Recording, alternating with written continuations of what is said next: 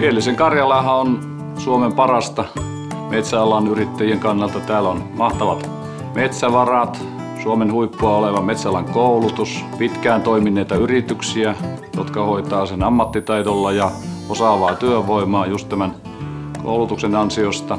Täällä on hyvät mahdollisuudet sitten myös kehittää ja laajentaa ja monipuolistaa tätä puun käyttöä. Kaikki edellytykset ovat varmaan Suomen parhaimmat.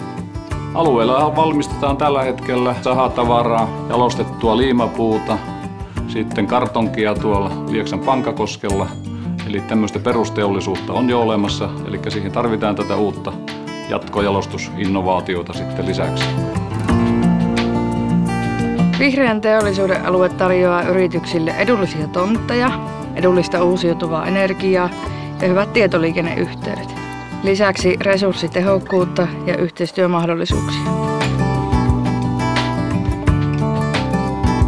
Pielisen Karjala tarjoaa hyviä kehittymisen apuvälineitä ja tietoja ja taitoja ja tukea yrittäjälle.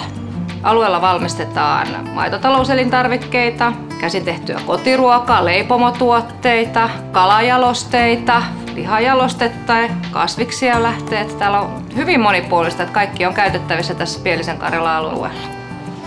Pielisen Karjala tarjoaa verkostoja ja hyviä kehittymisen apuvälineitä. Täällä on hyvä yrittää.